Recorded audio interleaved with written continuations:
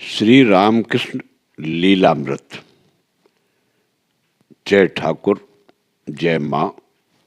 ओम शिव शिव शिव। नरेंद्र नाथ का परिचय। कलकत्ते में दत्त घराना बड़ा प्रसिद्ध था। धन, मान, विद्या आदि में कायस्थ घरानों में वह प्रथम था। नरेंद्र के प्रपितामह राम मोहन दत्त ने वकालत के पेशे में से अच्छा पैसा कमाया था। उनके पुत्र दुर्गाचरण का पहले से ही धर्म की ओर झुकाव था। विवाह होने पर भी उनका मन संसार में नहीं लगता था और उन्होंने एक पुत्र होते ही संसार और संपत्ति का त्याग करके तीर्थ यात्रा के लिए प्रस्थान कर दिया और वे पुनः कभी भी घर वापस नहीं आए। शास्त्रों की आज्ञा के अनुसार केवल जन्मभूमि के दर्शन के लिए वे 12 वर्षों में एक बार कलकत्ता आए थे। घर के लोगों को समाचार मिलते ही वे लोग उन्हें आग्रह करके घर में ले गए, परंतु वहां जाने पर वे मौन व्रत धारण करके जो एक जगह बैठ गए सो 3 दिन तक वहां से बिल्कुल हिले नहीं। चौथे दिन सवेरे लोग देखते हैं तो दुर्गाचरण कहीं चले गए थे। तत्पश्चात पुनः कभी भी उनका समाचार नहीं मिला। दुर्गाचरण के पुत्र विश्वनाथ भी एक प्रसिद्ध वकील थे और उन्होंने अपनी वकालत से बहुत धन कमाया, परंतु उनका स्वभाव बड़ा उदार और खर्चीला था और वे अपने रिश्तेदारों को, मित्रों को बहुत मानते थे, जिससे वे अपने पीछे कुछ भी नहीं छोड़ गए। उन्हें संगीत का बड़ा शौक था और उन्होंने अपने ज्येष्ठ पुत्र नरेंद्र को संगीत की शास्त्रीय रीति से शिक्षा देने के लिए एक शिक्षक भी नियत किया था। उनका स्वभाव बड़ा शांत और गंभीर था। कोई कभी कुछ गलती करे तो वे उस पर क्रुद्ध होने के बदले उसकी गलती सबको बता देते थे, जिससे हर एक उस अपराधी को ताना मारता था और वह अपराधी लज्जित हो जाता था। एक दिन नरेंद्र ने अपनी माता को कुछ उल्टा जवाब दे दिया। विश्वनाथ नरेंद्र से एक शब्द भी नहीं बोले, परंतु नरेंद्र अपने जिन मित्रों के यहाँ हरदम जाया करता था उनके घर जाकर उन्होंने चुपचाप कोयले से बड़े बड़े अक्षरों में दीवार पर लिख दिया, आज नरेंद्र ने अपनी माता को अनुचित जवाब दिया। नरेंद्र और उसके मित्रों की दृष्टि उस वाक्य पर पड़ी और नरेंद्र को अपने आचरण के संबंध में बड़ा पश्चाताप हुआ और उसने पुनः कभी भी अपनी मां के साथ उत्तर प्रत्युत्तर नहीं किया। विश्वनाथ बाबू का अंतःकरण बड़ा कोमल था। अपने रिश्तेदारों में से कई एक को वो पात्र का विचार न करते हुए सदैव द्रव्य से सहायता करते थे। नरेंद्र के बड़े होने पर उसके ध्यान में यह बात आई और एक दिन वह अपने पिता से बोला भी, इस प्रकार हर एक को मदद देना ठीक नहीं है। विश्वनाथ बाबू ने उत्तर दिया, बेटा, मनुष्य जीवन कितना दुखमय है इसकी तुझे कोई कल्पना नहीं है। जब तू इस बात को समझेगा उस समय तेरे मन में अपने दुख को क्षण भर भूलने के लिए अफीम खाने वाले लोगों के प्रति भी दया आवेगी।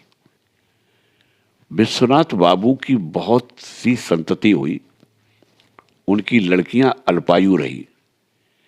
3-4 लड़कियों के बाद नरेंद्र का जन्म होने के कारण वे अपने माता पिता के बड़े लाडले पुत्र थे। नरेंद्र की माता भुवनेश्वरी देवी भी रूप से सुंदरी और गुणों से पूर्ण थी। वह बड़ी भक्तिमती स्त्री थी। रामायण और महाभारत की सब कथाएं उसे मालूम थी। उसको लिखना पढ़ना तो थोड़ा ही आता था, पर वह बहुश्रुत थी। पति की मृत्यु के बाद उसके धैर्य, सहिष्णुता, तेजस्विता आदि गुण सबके देखने में आए। हजारों रुपयों का कारोबार करने वाली उस मानी स्त्री को प्रति मास 30 रुपए में अपना संसार चलाना पड़ा। तब भी उसका धैर्य कम नहीं हुआ और वह कभी दुखी या क्लेशित होते नहीं दिखाई पड़ी। ऐसे माता पिता की कोख से नरेंद्र का जन्म हुआ। उसकी बुद्धि बड़ी तीव्र थी और वह किसी भी विषय को सहज ही में खेलते खेलते समझ लेता था। बालकपन से उसकी सत्यनिष्ठा प्रबल थी। छुटपन से ही वह बड़ा ढीठ, साहसी और स्वातंत्र्य प्रिय था। उसका स्वर मधुर था और साथ ही साथ उसे व्यायाम का शौक था। सबके साथ उसका बर्ताव बड़ा प्रेम युक्त रहता था और वह अपने स्वाभाविक अलौकिक गुणों के कारण सभी को प्रिय था। वह अपना अध्ययन सहज ही किसी भी समय कर डालता और फिर सारा समय आनंद से निश्चिंत होकर खेल में बिताता। उसका मन बड़ा कोमल था और दीन, दुर्बल, दरिद्र लोगों को देखकर उसकी आंखों में आंसू आ जाते थे और वह उनको बिना कुछ दिए वापस जाने नहीं देता था। छुटपन में वह बड़ा क्रोधी था। वह किसी पर गुस्सा होता था तो उसका सर्वांग गुस्से से थर थर कांपने लगता था और सबको भय लगने लगता था कि मालूम नहीं अब ये क्या करेगा और क्या नहीं। उसकी माता कहती थी, पुत्र होने के लिए मैंने काशी जाकर वीरेश्वर से मानता की। मालूम नहीं वीरेश्वर ने मेरे पास एकाध भूत को ही तो नहीं भेज दिया, नहीं तो गुस्से से क्या कोई ऐसा भूत के समान आचरण करता है। इस गुस्से के लिए उसने दवा भी एक अपूर्व ही खोज निकाली थी। जब नरेंद्र गुस्से में आता था तो वह वीरेश्वर का नाम लेकर उसके सिर पर 1-2 घड़े ठंडा पानी डाल देती। इस दवा से उसका क्रोध तत्क्षण शांत हो जाता था। दक्षिणेश्वर में एक दिन नरेंद्र बोला, धर्म कर्म करना शुरू करने से और कुछ चाहे हुआ हो या न हुआ हो, पर ईश्वर की कृपा से इतना तो अवश्य हुआ कि इस दुष्ट क्रोध को मैं जीत सका। बचपन से ही नरेंद्र को ध्यान करना बड़ा अच्छा लगता था और उसमें वह तत्काल तन्मय हो जाता था। सोते समय उसे रोज एक तेजोमंडल दिखाई देता था और यह भास होता था कि उस गोले को कोई उसकी ओर फेंक रहा है। जब वह गोला उसकी ओर आते आते बिल्कुल पास आ जाता, तब उसे ऐसा लगता था कि मैं उसमें डूब रहा हूं और उसकी बाह्य संज्ञा लुप्त हो जाती। बहुत दिनों तक वह यही समझता था कि सभी को इसी तरह नींद आती होगी, परंतु ऐसी बात नहीं, यह उसे पीछे मालूम पड़ा। विद्यार्थी अवस्था में ही नरेंद्र ब्राह्म समाज का अनुयायी बन गया था और उत्तरोत्तर उसका ध्यान धर्म की ओर अधिकाधिक खिंचता गया। उसने लगभग इसी समय भिन्न भिन्न धर्मों के ग्रंथों का अभ्यास करना शुरू किया, जिससे वह भिन्न भिन्न मतों के वाद विवाद से ऊब गया और सत्य क्या है यह जानने की उसकी उत्कंठा बढ़ चली। नरेंद्र की FA की परीक्षा होने के बाद विश्वनाथ बाबू ने उसके विवाह की चर्चा चलाई और रामचंद्र दत्त आदि रिश्तेदारों ने भी नरेंद्र से उस संबंध में आग्रह किया, परंतु नरेंद्र ने विवाह करने से साफ इनकार कर दिया। धार्मिक प्रेरणा के कारण ही नरेंद्र विवाह के लिए राजी नहीं होता था। यह बात धीरे धीरे विश्वनाथ बाबू और रामचंद्र दत्त के ध्यान में आ गई और रामचंद्र दत्त उससे एक दिन बोले, यदि तेरे मन में सचमुच धर्म प्राप्ति करने की इच्छा है तो व्यर्थ ही ब्राह्म समाज आदि स्थानों में भटकने से कोई लाभ नहीं होगा। दक्षिणेश्वर में श्री रामकृष्ण देव के पास चला जा। उस समय नरेंद्र जनरल असेंबलीज इंस्टीट्यूशन में FA क्लास में था। उस संस्था के प्रिंसिपल हेस्टी नामक एक विद्वान सज्जन थे।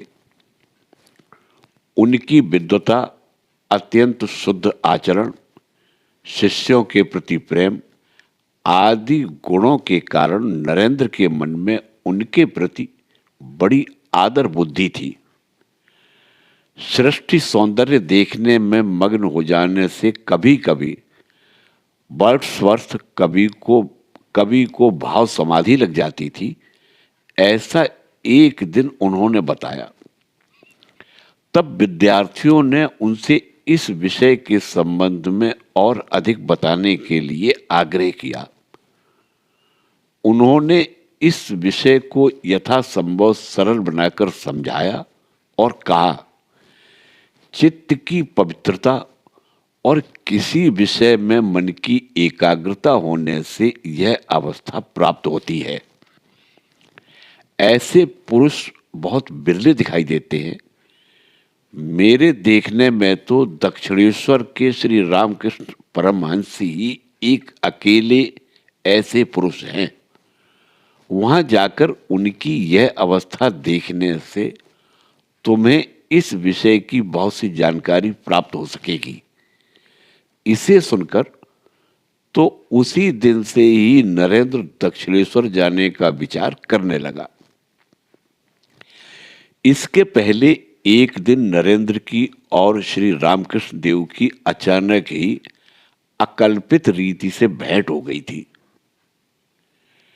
कलकत्ते के सिमला नामक विभाग में रहने वाले सुरेश चंद्र मित्र को लगभग इसी समय श्री रामकृष्ण देव के दर्शन का सौभाग्य मिला था और प्रथम दर्शन के दिन से ही उनकी श्री रामकृष्ण देव पर बड़ी भक्ति हो गई थी। वे बारंबार श्री रामकृष्ण देव के दर्शन के लिए दक्षिणेश्वर में आते थे और कभी कभी उन्हें अपने घर ले जाकर कुछ समय उनके सत्संग में और उपदेशामृत पान करने में बिताते थे। एक दिन श्री रामकृष्ण देव उनके घर आए हुए थे। उन्हें कुछ पद सुनने की इच्छा हुई। वहां बैठे हुए लोगों में से किसी को अच्छा गाना नहीं आता था। इसलिए सुरेश ने अपने घर के पास ही रहने वाले विश्वनाथ बाबू के लड़के नरेंद्र को गाने के लिए बुलवाया। नरेंद्र ने भी उस दिन एक दो पद उत्तम रीति से गाकर सुनाए। इस प्रकार भगवान श्री रामकृष्ण परमहंस और उनके मुख्य लीला सहायक श्री स्वामी विवेकानंद की प्रथम भेंट हुई। यह सन 1880 के नवंबर मास की बात है। उस दिन नरेंद्र को देखते ही श्री रामकृष्ण देव का ध्यान उसकी ओर खिंच गया। उन्होंने सुरेंद्र और राम को अलग एक ओर बुलाकर उसके विषय में बहुत बातें पूछी और एक दिन उसको अपने साथ दक्षिणेश्वर लेते आने के लिए सुरेश से कहा। नरेंद्र का गाना समाप्त होने पर श्री रामकृष्ण देव स्वयं नरेंद्र के समीप गए और उसके शरीर के सब लक्षणों को बारीकी से ध्यानपूर्वक देखते हुए उससे दो चार बातें करके उससे भी उन्होंने शीघ्र ही किसी दिन दक्षिणेश्वर आने के लिए कहा। रामचंद्र दत्त के दक्षिणेश्वर चलने के लिए कहते ही नरेंद्र तैयार हो गया और रामचंद्र, सुरेंद्र और अन्य 3-4 आदमी मिलकर सभी दक्षिणेश्वर गए। उस दिन नरेंद्र को देखकर श्री रामकृष्ण देव को जैसा मालूम पड़ा वह एक दिन उन्होंने सहज ही बात निकलने पर हम लोगों से बताया। वे बोले, उस दिन नरेंद्र पश्चिमी दरवाजे की ओर उंगली दिखाकर इस दरवाजे से कमरे के भीतर आया। उसका ध्यान अपने शरीर की ओर बिल्कुल नहीं था। उसके सिर के बाल और शरीर के कपड़े भी औरों के समान व्यवस्थित नहीं थे। किसी भी बाह्य वस्तु की ओर उसका लक्ष्य नहीं था। उसका सभी कुछ निराला ही था। उसकी आंखों से ऐसा दिखाई दिया कि उसके मन को किसी ने जबरदस्ती अंतर्मुखी बना रखा है। यह सब देखकर मैंने यह सोचा कि विषयी लोगों के आगार इस कलकत्ता शहर में इतना बड़ा सतोगुणी अधिकारी कहां से आ पड़ा। जमीन पर दरी बिछी हुई थी, उस पर उसे बैठने के लिए कहा गया तो वह उस दरी के एक किनारे एक गंगा जल के रखे हुए घड़े के समीप बैठा। उस दिन उसके साथ उसके 2-4 मित्र भी आए थे, पर उन लोगों का स्वभाव बिल्कुल ही भिन्न दिखाई दिया। साधारण लोगों की जैसे भोग की ओर दृष्टि रहती है, वैसे ही उन लोगों की भी दिखी। गाने के लिए जब उससे कहा गया तब मालूम हुआ उसे बंगाली गाने 2-4 ही आते हैं। उनमें से ही एक आध गाने के लिए कहने पर उसने ब्राह्म समाज का गाना चल मन निज निकेतने ऐसी तन्मयता के साथ गाया कि उसे सुनकर मुझे भावावस्था प्राप्त हो गई। गाना होने पर थोड़ी देर में ये सब लोग चले गए। उसके जाने के बाद उससे पुनः भेंट करने के लिए मेरा मन 24 घंटे इतना व्याकुल रहता था कि मैं कह नहीं सकता। बीच बीच में तो ऐसी वेदना होती थी कि मानो कोई कलेजे को निचोड़ रहा हो। वह वेदना जब असह्य हो जाती तब मैं उठकर झाऊ तला की ओर जाता, क्योंकि वहां किसी के आने का डर नहीं रहता था और वहां लाज लज्जा को एक ओर समेट कर रख देता और आ रे नरेंद्र आ, तेरे बिना मेरे प्राण निकल रहे हैं, इस तरह चिल्लाकर जोर जोर से गला फाड़कर रोता। कुछ समय तक इस प्रकार रोने से मन कहीं थोड़ा शांत होता और यह 1-2 दिन की बात नहीं है, लगातार 6 महीने तक ऐसा होता रहा।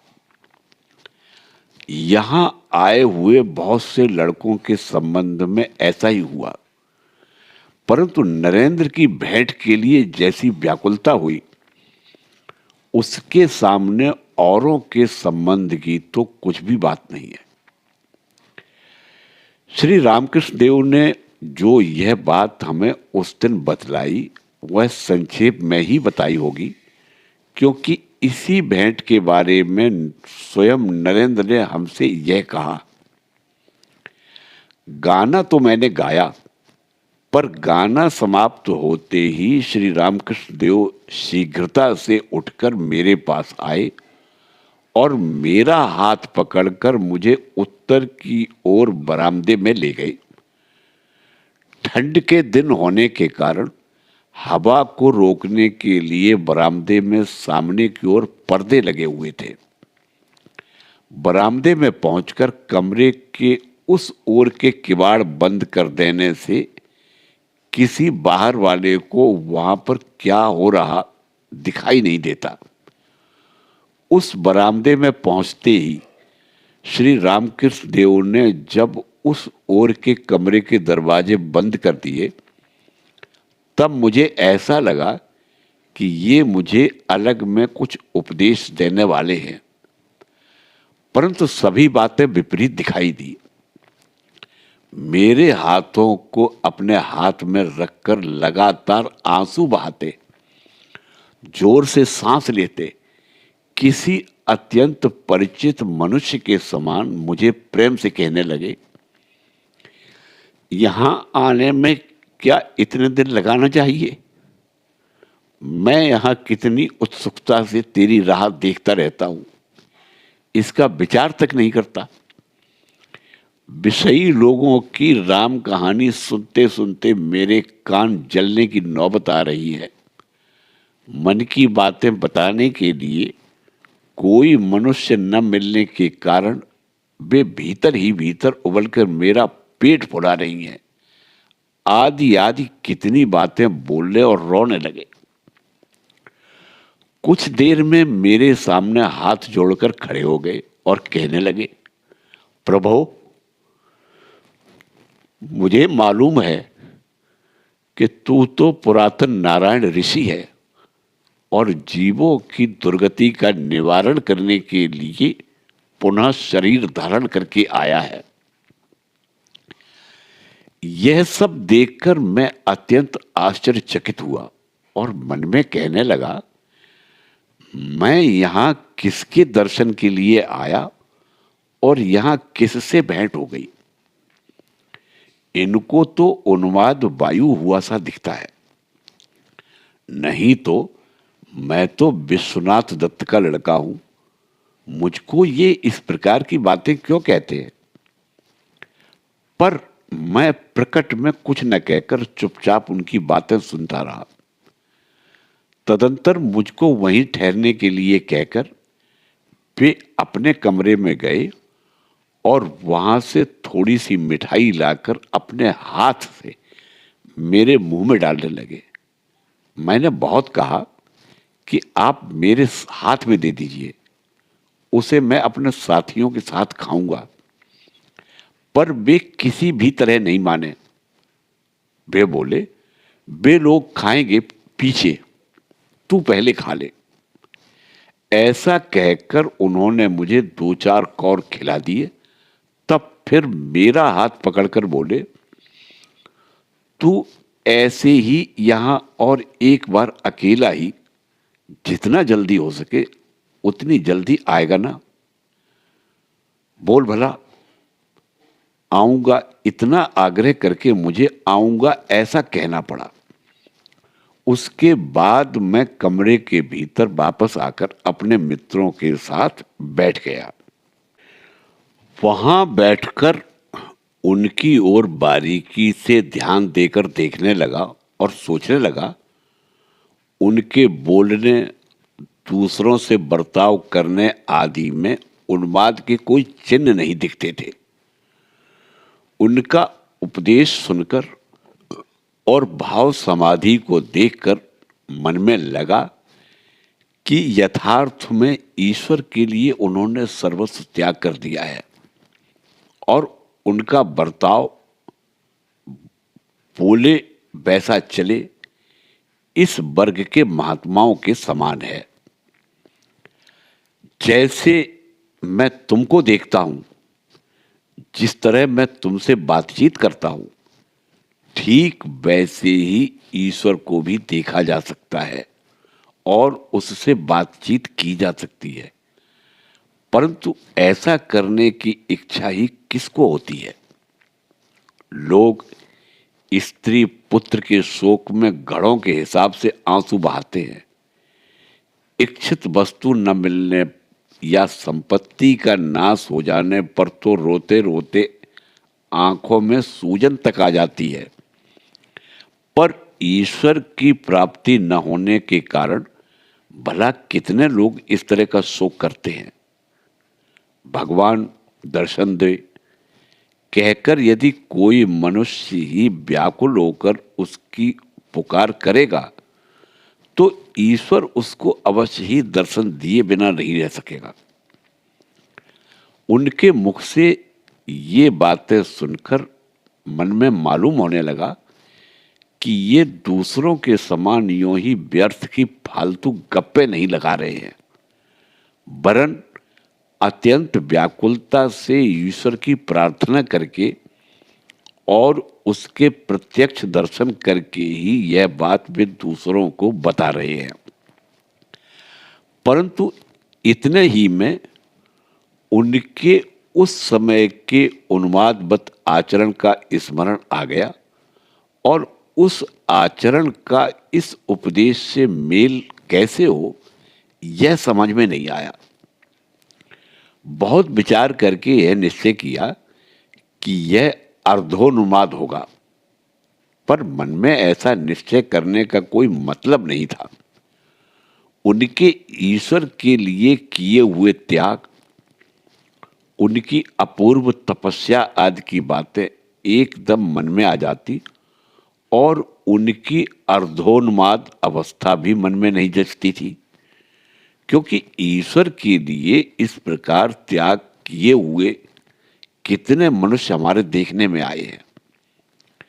इस प्रकार के विचारों से मन में हलचल मच गई, पर अंत में ये कोई भी क्यों न हो, ये अत्यंत त्यागी और पवित्र होने के कारण मान देने के सर्वथा योग्य हैं, ऐसा सोचकर उनके चरणों में मस्तक टेककर मैंने उस दिन उनसे विदा ली। इसके बाद लगभग 1 मास बीत गया। कॉलेज की पढ़ाई, ध्यान, गायन सीखना, अखाड़े की कसरत, ब्राह्म समाज की उपासना आदि में लगे रहने के कारण इस महीने में नरेंद्र को दक्षिणेश्वर जाने की फुर्सत नहीं मिली, पर तो भी अकेले आने का वचन श्री रामकृष्ण देव को दे चुकने के कारण उसके मन से यह बात गई नहीं थी। अतः किसी तरह समय निकालकर वह एक दिन पैदल ही दक्षिणेश्वर गया। उस दिन की बात उन्होंने हमें इस बार इस तरह से बताई। दक्षिणेश्वर जाने के लिए मैं उस दिन पैदल ही चला। इसके पहले केवल एक ही बार मैं गया था और वह भी गाड़ी में बैठकर। इसलिए दक्षिणेश्वर इतना दूर होगा इसकी मुझे बिल्कुल कल्पना ही नहीं थी। कितना चल चुका पर रास्ता ही खत्म नहीं होता था। अंत में वहां एक बार पहुंच ही गया और तुरंत श्री रामकृष्ण देव की कमरे में गया। वे अपने छोटे पलंग पर अकेले ही विचार मग्न होकर बैठे थे। आसपास में कोई नहीं था।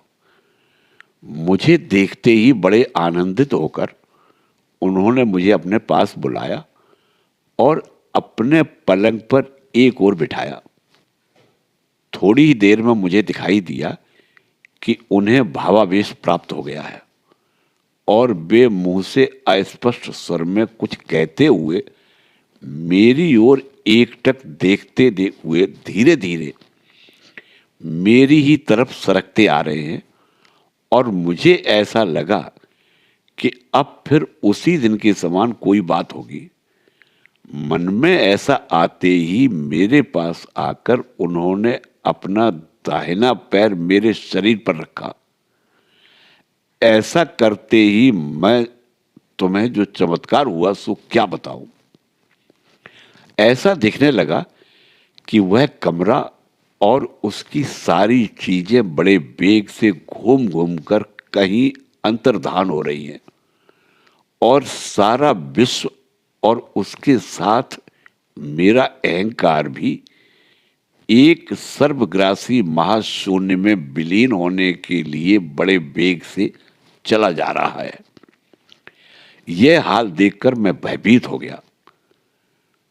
मुझे ऐसा मालूम पड़ा कि मैंपन अर्थात अहंकार का नाश ही तो मृत्यु है, और फिर अब मृत्यु में क्या कमी है।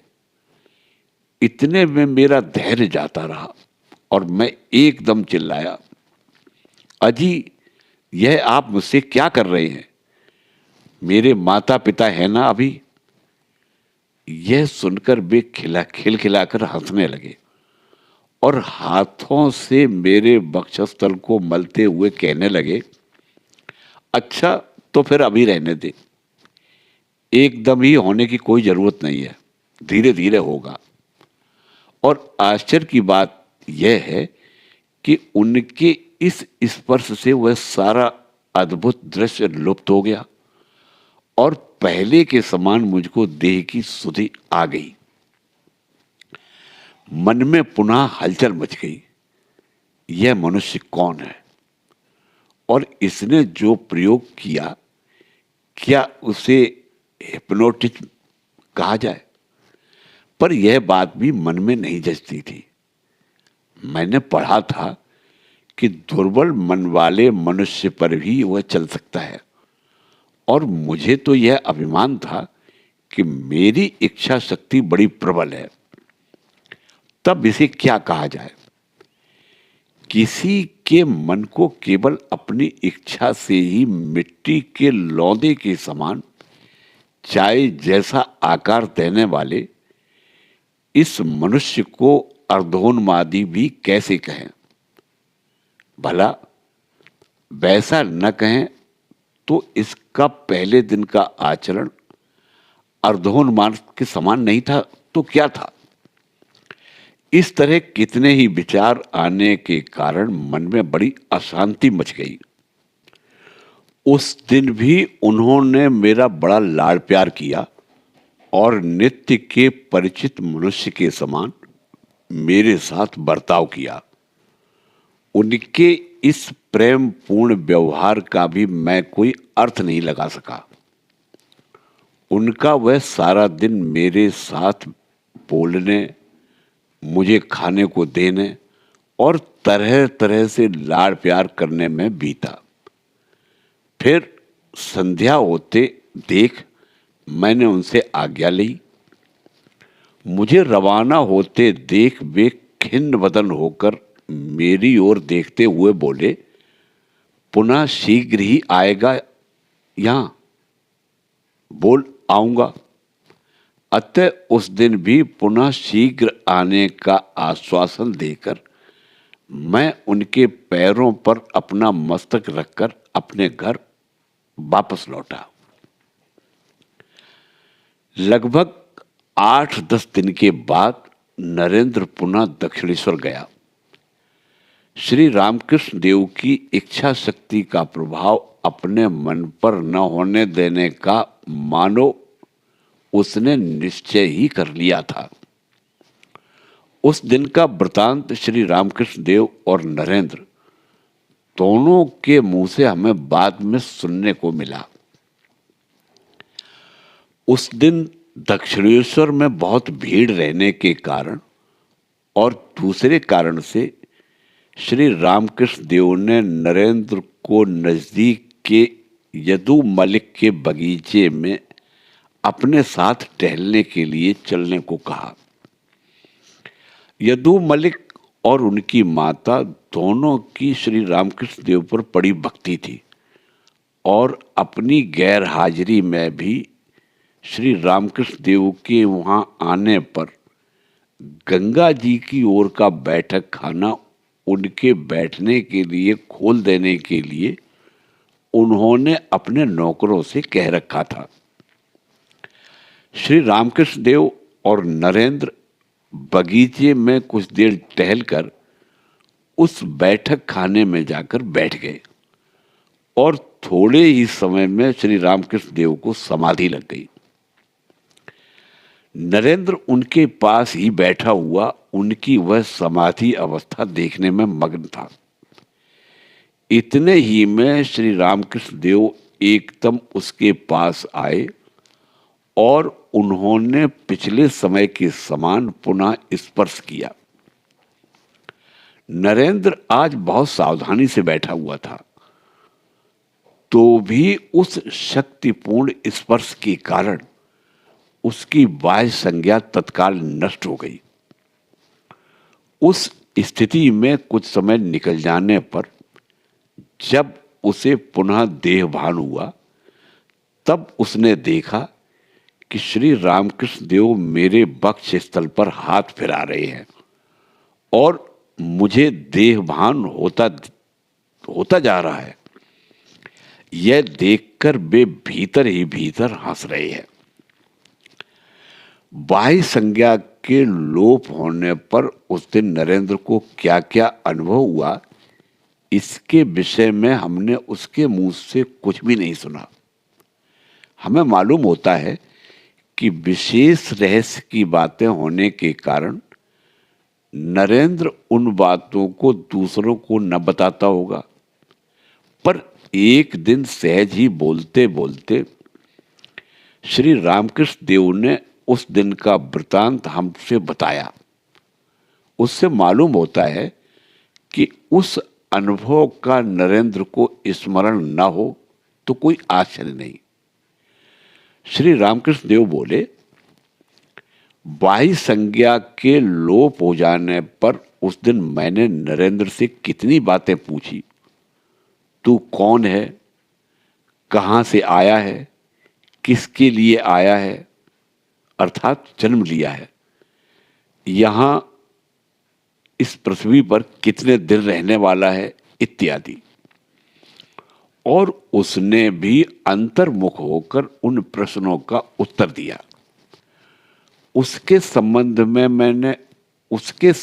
में मैंने जो कुछ देखा था उसके उत्तरों से ठीक ठीक मेल होता गया। उन सब बातों को बताने का निषेध है।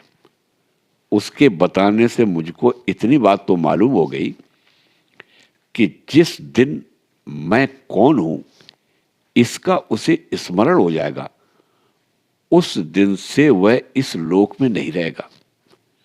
योग मार्ग से तत्काल शरीर का त्याग कर देगा। नरेंद्र ध्यान सिद्ध महापुरुष है। नरेंद्र नाथ के संबंध में श्री रामकृष्ण देव को जो जो दर्शन हुए उनमें से किसी किसी के बारे में वे एकाध बार हमें बताते थे। वे कहते थे, नरेंद्र के समान अधिकारी पुरुष इस युग में पृथ्वी पर आज तक कभी नहीं आया। नरेंद्र पुरुष है और मैं प्रकृति हूं। नरेंद्र मेरा सस्वर ग्रह है। कभी कभी वे कहते थे, नरेंद्र अखंड के राज्य का पुरुष है। अखंड के राज्य में जहां देव देवी आदि कोई भी ब्रह्म से पृथक अपना अस्तित्व नहीं रख सके, वहां केवल 7 ऋषियों को मैंने ध्यानस्थ बैठे हुए देखा। नरेंद्र उन्हीं में से एक का अंशावतार है। जगत पालक नारायण ने नर और नारायण 2 ऋषियों के रूप में जगत के कल्याण के लिए तपश्चर्या की। उन्हीं में से एक ऋषि का अवतार नरेंद्र है। कभी कहते थे सुखदेव के समान ही नरेंद्र को माया स्पर्श नहीं कर सकती। इन्हीं में से एक अद्भुत दर्शन का वर्णन उन्होंने एक दिन इस प्रकार किया। वे बोले, एक दिन मन समाधि स्थिति में ज्योतिर्मय मार्ग से उच्चोत्तर स्थान में चढ़ रहा था। चंद्र, सूर्य, तारकों से मंडित स्थूल जगत को सहज ही पार करके वह सूक्ष्म भाव जगत में प्रविष्ट हुआ। वहां की उच्चतर भाव भूमिकाओं में से जाते हुए मुझे रास्ते के दोनों ओर देवताओं की नाना प्रकार की भावघन विचित्र मूर्तियां दिखाई दी। धीरे धीरे इस भाव जगत की चरम सीमा के पास आ पहुंचा। वहां ऐसा दिखाई दिया कि एक ज्योतिर्मय पर्दे के द्वारा खंड और अखंड प्रदेशों का विभाग किया गया है। इस पर्दे के उस पार के अखंड के राज्य में भी मैं प्रविष्ट हुआ, पर वहां देखता हूं तो देहधारी कोई नहीं। दिव्य देहधारी देवी देवता भी वहां प्रवेश करने का साहस न करते हुए यहां से कितने ही नीचे के प्रदेश में अपना अपना अधिकार चलाते हुए बैठे रहते हैं।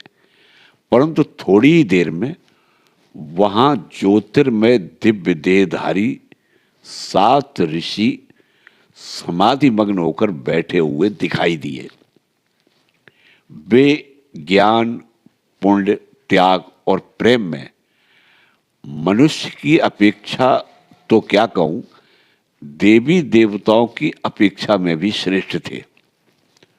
उनकी ओर आश्चर्यचकित होकर देखते देखते उनकी महानता अथवा बड़प्पन का विचार कर रहा था कि इतने में सामने के ही अखंड राज्य के ज्योतिर्मंडल में से एक अंश घनीभूत हुआ और उसमें से एक दिव्य बालक का निर्माण हुआ। वह दिव्य बालक घुटनों के चलते चलते सप्तर्षियों में से एक के पास पहुंचा और अपने कोमल हाथों से उनके गले को आलिंगन करके अपनी अमृतमयी वाणी से पुकारते हुए उन्हें समाधि से उठाने का प्रयत्न करने लगा।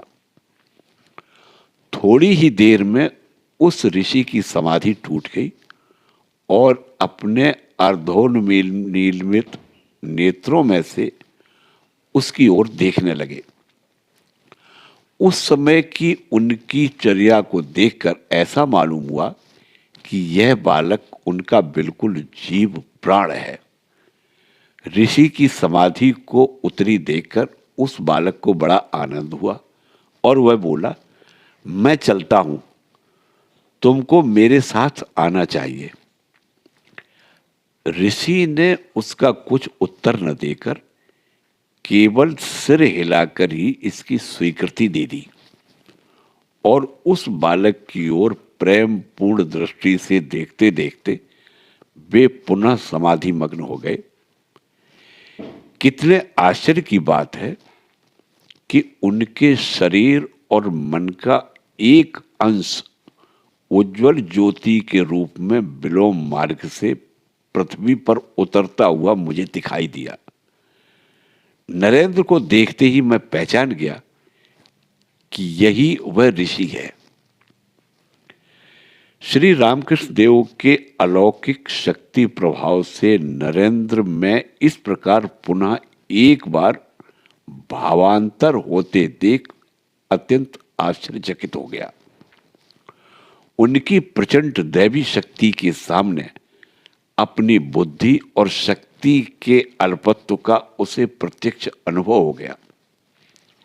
उन्हें अर्धोन्माद होने की जो कल्पना उसे हो रही थी वह समूल नष्ट हो गई और उसे पूर्ण निश्चय हो गया कि अपनी इच्छा मात्र से ही चाहे जिसके मन को फेर कर उसे उच्च मार्ग की ओर सहज खेल ही में झुकाने वाला यह पुरुष सामान्य मनुष्य नहीं है, वरन कोई दैवी शक्ति संपन्न असामान्य योग्यता रखने वाला महापुरुष होना चाहिए। और अपने ऊपर इस महापुरुष का कितना प्रेम है, यह स्मरण करके वह स्वयं अपने को धन्य मानने लगा। श्री रामकृष्ण देव की असामान्य दैवी शक्ति का प्रत्यक्ष अनुभव प्राप्त कर लेने के कारण नरेंद्र के मन में धीरे धीरे उनके प्रति पूज्य बुद्धि उत्पन्न होने लगी। तथापि उसका स्वभाव अभिमानी और खोजी होने के कारण श्री रामकृष्ण देव की प्रत्येक बात की बारीकी से परीक्षा करने के बाद ही उसे ग्रहण करने का निश्चय उसने अपने मन में किया। उसके मन पर श्री रामकृष्ण देव के परिचय का जो तात्कालिक परिणाम हुआ वह उनके त्याग के संबंध का था। त्याग के बिना ईश्वर प्राप्ति नहीं हो सकती। इस बात पर बचपन से ही नरेंद्र का विश्वास था और श्री रामकृष्ण देव के दर्शन से यह विश्वास शीघ्रता से बढ़ गया। नरेंद्र को देखने के समय से ही श्री रामकृष्ण देव उसके लिए कैसे पागल हो गए थे, इसकी कुछ कल्पना तो आप सभी को हो गई होगी। इसमें संशय नहीं कि जब नरेंद्र पहले ही उनके दर्शन के लिए अकेला गया, उसी समय उसको समाधि लगाकर ब्रह्मज्ञ पदवी पर एकदम आरूढ़ करने का इरादा उन्होंने किया था, क्योंकि उसके 4 वर्ष के बाद जब नरेंद्र ने श्री रामकृष्ण देव के चरणों में अपना सर्वस्व अर्पण कर दिया और निर्विकल्प समाधि के लिए लगातार आग्रह करना शुरू किया, तब अनेक बार उस दिन का स्मरण करके श्री रामकृष्ण देव हम सबके सामने उसे कहते थे, क्यों, तू तो उस दिन बोला था कि मेरे माँ बाप हैं और मुझको उनकी सेवा करना है। किसी समय दिल लगी में वे यह भी कहते थे, यह देख, एक मनुष्य मरकर भूत हो गया। बहुत दिनों तक अकेले रहने के कारण उसे अच्छा नहीं लगता था और वह अपने लिए कोई साथी ढूंढने लगा। किसी मनुष्य के मरने की खबर मिलते ही अब मुझे साथी मिलेगा, यह सोचकर उसे बड़ा आनंद होता था और बड़ी उत्कंठा से वह वहां दौड़ जाता था। पर होता क्या था, वह जहां जाता था वहीं उसे ऐसा दिखता था कि मृत मनुष्य गंगा जल के स्पर्श से या और किसी उपाय से उद्धार पा गया है। यह देखकर वह बेचारा निराश होकर अपने कपाल पर हाथ रखता और पुनः अकेला ही रहने लगता। इस तरह उस बेचारे को साथी कभी मिला ही नहीं। उसी भूत के समान मेरी दशा हो गई। तुझे देखकर आशा हुई कि इस समय तो मुझे साथी अवश्य मिलेगा, पर क्या हुआ, तू भी कहने लगा मेरे माँ बाप हैं।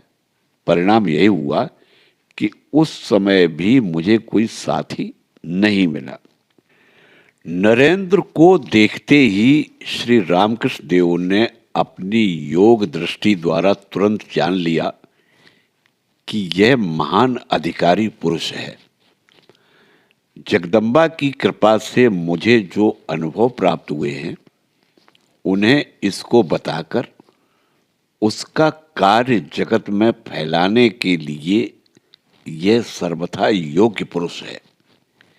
यह जानकर अपने सब अनुभव उसे एकदम बताकर उसे तुरंत सिद्ध पुरुष बना देने की इच्छा से प्रथम भेंट के समय ही समाधि का अनुभव कराने के लिए वे उत्कंठित हुए होंगे, परंतु नरेंद्र के उस समय के उद्गार से यह मेरे अनुभव ग्रहण करने के लिए अभी तक पूरा लायक नहीं हुआ है, सर्वथा उसके पात्र नहीं हुआ है, यह जानकर उन्होंने उस समय अपना इरादा स्थगित कर दिया और उन्होंने यह निश्चय किया कि उसे सभी उच्च आध्यात्मिक तत्वों का यथावकाश निश्चय करा के उसकी उन्नति क्रमशः की जावे।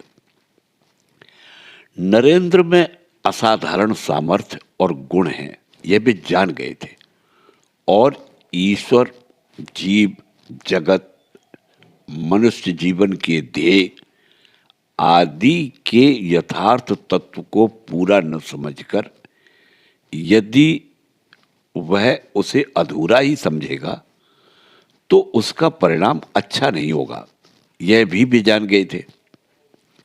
वे कहा करते थे, यदि वैसा होगा तो अन्य प्रचारकों के समान नरेंद्र एकाध नया पंथ चलाकर जगत में कीर्ति और मान्यता प्राप्त करेगा। परंतु वर्तमान समय के युग प्रयोजन को पूर्ण करने के लिए जिन उदार आध्यात्मिक तत्वों का प्रचार करना आवश्यक है, उन मतों का अनुभव प्राप्त करना और उनका प्रचार करना इससे नहीं बनेगा। इसीलिए श्री रामकृष्ण देव का ध्यान इन बातों की ओर खींचने लगा कि नरेंद्र को मेरी उच्च आध्यात्मिक अवस्था और मतों का सर्वथा निश्चय कैसे हो, उसकी सर्व शंकाओं और संशयों का किस तरह पूर्ण रूप से समाधान हो और वह वर्तमान समय के युग प्रयोजन को पूरा करने के काम में मेरा सहायक किस तरह बने।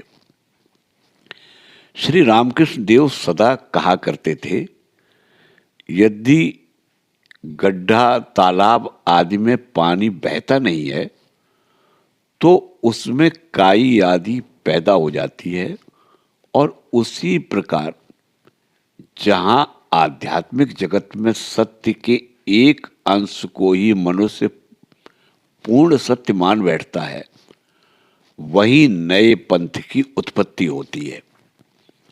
इससे यह दिखता है कि असाधारण बुद्धि वाला नरेंद्र भी कदाचित इसी प्रकार का कोई नया पंथ निर्माण न कर बैठे।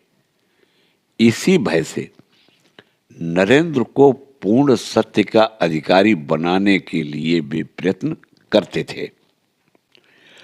प्रथम भेंट के समय से ही श्री रामकृष्ण देव नरेंद्र के लिए कितने पागल हो गए थे, इस बात की पूरी कल्पना करा देना बहुत कठिन है। संसारी मनुष्य जिन कारणों से आपस में प्रेम करते हैं, उनमें से एक भी कारण विद्यमान न रहने पर भी नरेंद्र की भेंट के लिए उनका मन जैसा व्याकुल रहता था और उससे भेंट हो जाने पर उनका आनंद जैसा उमड़ पड़ता था, उस प्रकार की अवस्था और किसी की होती हुई हमारे देखने में कभी नहीं आई। किसी एक का दूसरे पर निष्कारण इतना प्रेम हो सकता है, इस बात की हमें कभी कल्पना भी नहीं थी। श्री रामकृष्ण देव को नरेंद्र से भेंट करने के लिए कितनी व्याकुलता रहती थी, इसकी कल्पना आगे बताई हुई एक दो बातों से हो सकेगी। नरेंद्र की प्रथम भेंट के थोड़े ही दिनों बाद स्वामी प्रेमानंद को श्री रामकृष्ण देव के प्रथम दर्शन का सौभाग्य प्राप्त हुआ। नरेंद्र 7-8 दिनों से दक्षिणेश्वर नहीं आया था। इसके कारण श्री रामकृष्ण देव की अवस्था किस तरह की हो गई थी, उसका वर्णन प्रेमानंद जी गदगद होकर हमसे कई बार करते थे। वे कहते थे, स्वामी ब्रह्मानंद के साथ हम कुछ लोग एक दिन श्री रामकृष्ण देव के दर्शन के लिए दक्षिणेश्वर गए थे। हम लोगों ने उनके कमरे में जाकर देखा तो वे श्री काली मंदिर में देवी के दर्शन के लिए गए हुए थे। हम लोगों को वहीं बैठने के लिए कहकर ब्रह्मानंद उनको लाने के लिए मंदिर की ओर गए। थोड़ी ही देर में वे उन्हें पकड़कर संभालते हुए, यहाँ सीढ़ी है, संभल कर उतरिए, यहाँ सीढ़ी है, धीरे चलिए, कहते हुए उनके कमरे की ओर लेकर आते हुए दिखाई दिए। भावावेश में श्री रामकृष्ण देव को बिल्कुल ही बाह्य संज्ञा नहीं रहती थी, ऐसा हमने सुना था। इसलिए उनको ऐसी स्थिति में देखकर हमने पहचान लिया कि वे भावावेश में होंगे। इस तरह कमरे में आकर वे अपने छोटे पलंग पर बैठ गए और थोड़ी ही देर में उन्हें देह की पूरी सुध आ गई। हम लोगों को देखते ही उन्होंने बड़े प्रेम से हमसे कुशल प्रश्न किए और मुझे अपने पास बुलाकर मेरे हाथ, पैर, मुंह इत्यादि अवयवों की ध्यानपूर्वक परीक्षा की। फिर मेरी हथेली अपनी हथेली पर उल्टी रखते हुए हाथ ढीला छोड़ देने के लिए कहकर उन्होंने मेरे हाथ का वजन देखा और कहा, ठीक है। ऐसे वजन करने से उन्हें क्या पता चला, यह तो वे ही जाने। तत्पश्चात हमारे ही साथ आए हुए रामदयाल बाबू से उन्होंने नरेंद्र का कुशल समाचार पूछा और उसकी स्वस्थ प्रकृति सुनकर वे बोले, आज 7-8 दिन हो गए वह यहाँ नहीं आया है, उससे भेंट करने की बड़ी इच्छा है, उसे एक दिन यहाँ आने के लिए कहो। तदंतर बहुत समय तक नाना प्रकार के धार्मिक विषयों पर वे हमसे बातें करते रहे। लगभग 10 बजे हम लोगों ने फलाहार किया और उनके कमरे के उत्तर की ओर बरामदे में जाकर हम सब सो गए। ब्रह्मानंद श्री रामकृष्ण देव के कमरे में ही सोए। हमको सोए 1-आध घंटा हुआ होगा। इतने में ही देखते हैं कि श्री रामकृष्ण देव अपनी धोती बगल में दबाए अपने कमरे से बाहर आ रहे हैं। पास आकर वे रामदयाल बाबू के सिरहाने बैठ गए और उसे पुकार कर बोले, क्यों रे, नींद लग गई क्या? हम दोनों ही हड़बड़ाकर एकदम उठ बैठे और बोले, अभी नहीं महाराज। यह सुनकर वे बोले, क्या बताऊं, नरेंद्र की भेंट के लिए प्राण छटपटा रहे हैं, उसको एक बार यहां आने के लिए कह देना, कहोगे ना? नरेंद्र शुद्ध सतोगुणी साक्षात नारायण है। बीच बीच में उससे भेंट हुए बिना मैं जीवित नहीं रह सकता। रामदयाल बाबू को मालूम था कि श्री रामकृष्ण देव का नरेंद्र पर कितना प्रेम है। इसीलिए उनका कहना सुनते ही, महाराज कोई चिंता नहीं कीजिए, प्रातः होते ही मैं उसके पास जाकर उसको यहाँ आने के लिए कहता हूँ इत्यादि कहकर उनको सांत्वना देने का उसने बहुत प्रयत्न किया। परंतु उस रात को श्री रामकृष्ण देव की व्याकुलता किसी प्रकार कम नहीं हुई। अपने साथ दूसरे की नींद खराब कर रहा हूं ऐसा सोचकर वे उठकर कमरे में जाते, परंतु थोड़ी ही देर में पुनः हमारे पास आकर नरेंद्र के गुण वर्णन करने लगते और उसकी भेंट के लिए प्राण कैसे छटपटा रहे हैं सो बड़ी दीनता के साथ बताने लग जाते। सारी रात यही हालत रही। नरेंद्र के प्रति उनका वह अगाध प्रेम देखकर हमारे अंतःकरण भी गदगद हो गए और यह भी मालूम हुए बिना नहीं रहा कि इनको ऐसी व्याकुलता में डालने वाले नरेंद्र का मन कितना कठोर होगा। उषा काल होते ही हम लोग श्री रामकृष्ण देव से विदा लेकर और श्री जगदम्बा को प्रणाम करके कलकत्ता वापस आ गए। वैसे ही और एक बार बैकुंठनाथ सान्याल श्री रामकृष्ण देव के दर्शन के लिए दक्षिणेश्वर गए थे। उस समय भी नरेंद्र के बहुत दिनों तक न आने के कारण श्री रामकृष्ण देव आनंदित नहीं थे। बैकुंठनाथ कहते थे उस दिन उनकी सारी बातें नरेंद्र के ही संबंध की थी।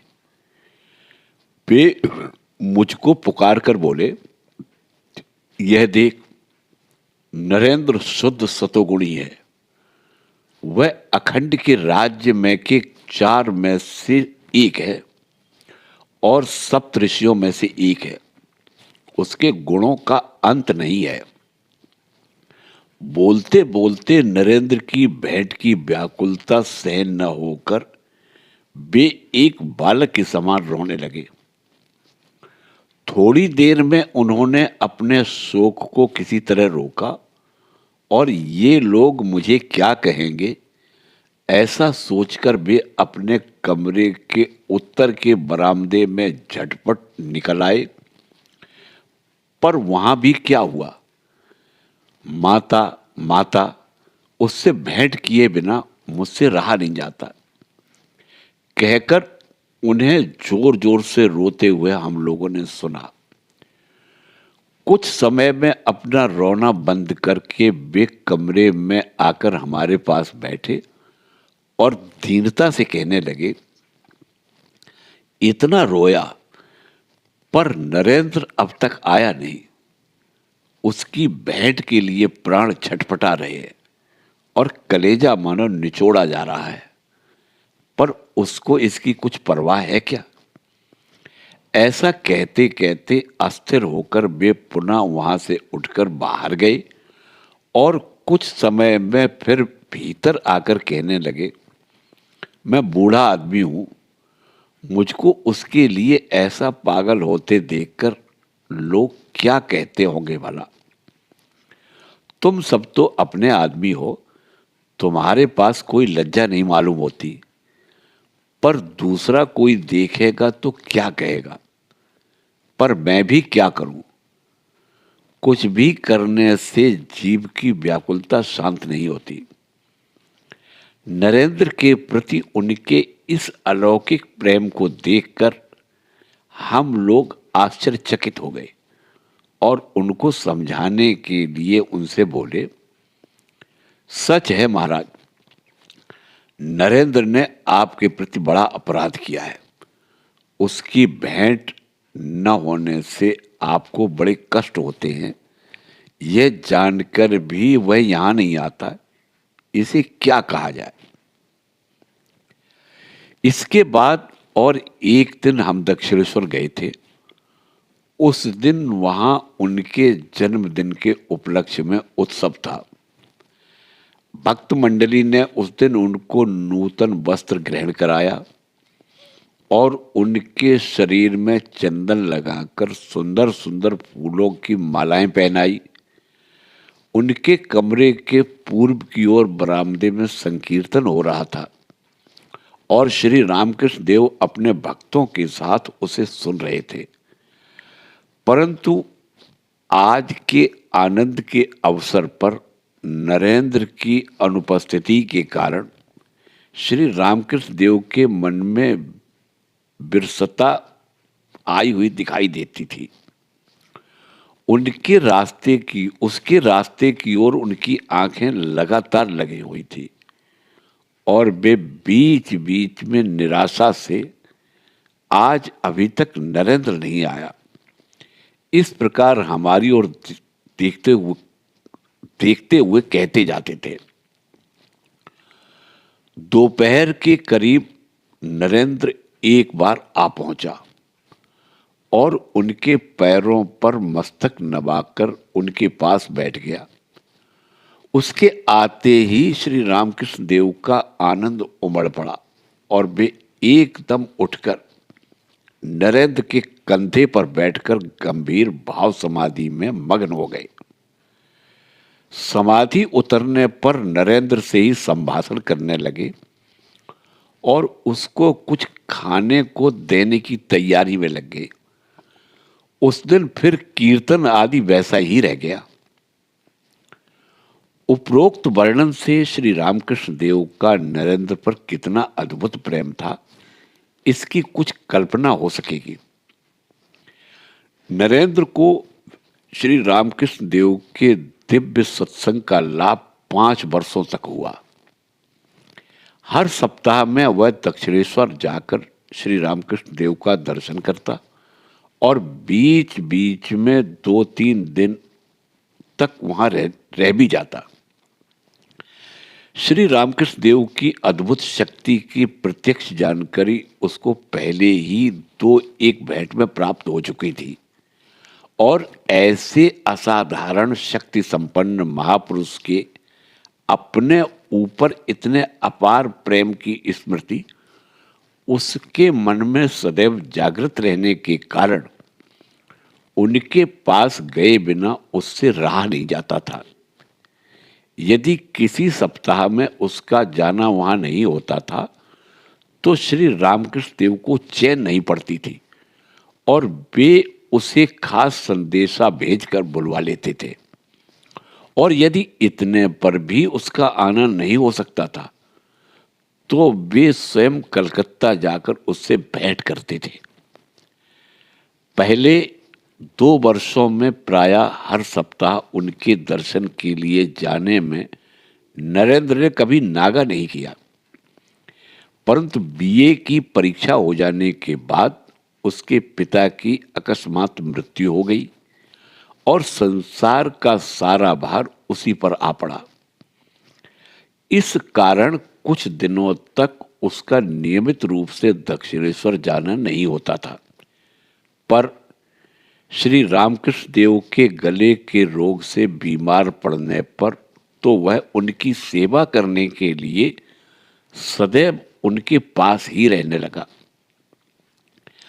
योग दृष्टि से नरेंद्र के उच्च श्रेणी के आध्यात्मिक अधिकारी होने की बात को जान लेने पर उसको भविष्य के महत्व के कार्य के लिए किस तरह तैयार करना चाहिए, इसका निश्चय उन्होंने अपने आप कर लिया था और उसको अपनी दिव्य शक्ति का परिचय देकर और अपने अपूर्व प्रेम द्वारा पूर्ण रीति से जकड़कर उन्होंने उसे सब प्रकार से अपना बना लिया था। और तब फिर उन्होंने उसे अनेक प्रकार की शिक्षा देकर उसकी सब शंकाओं का समाधान और संशयों की निवृत्ति की। उसकी शिक्षा पूर्ण होने के बाद धर्म संस्थापन कार्य करने की रीति का भी अच्छी तरह उपदेश देकर अंत में अपने सर्व भक्तगणों का भार उसको सौंपकर वे निश्चिंत हो गए। 5 वर्षों की दीर्घ अवधि में इस गुरु शिष्य को एक दूसरे के साथ रहने में जो आनंद हुआ होगा, उनके आपस में जो सुख संवाद हुए होंगे, ईश्वरीय कथा वर्णन में जो अमृत वृष्टि हुई होगी, उन सब का ठीक ठीक वर्णन करना बिल्कुल असंभव है। नरेंद्र का स्वभाव बहुत संशयी और खोजी था। अमुक अमुक कहते हैं इसलिए यह बात सत्य है, ऐसा वह कभी मानने वाला नहीं था और गुरु भी ऐसे जबरदस्त मिले कि मैं कहता हूं इसीलिए किसी बात पर विश्वास मत कर, तुझे स्वयं अनुभव हो तभी विश्वास कर। इस तरह बारंबार सचेत करके बताते थे और शिष्य के द्वारा स्वयं अपनी सब प्रकार की परीक्षा कराने के लिए सदैव तैयार रहते थे। ऐसी जोड़ी एकत्र हो जाने के कारण इन दोनों के सहवास में नए नए आध्यात्मिक विचारों का अमृतमय प्रवाह बाहर निकले और उसको पान करके सारे जगत की आध्यात्मिक तृषा शांत हो, तो इसमें आश्चर्य की कौन सी बात है।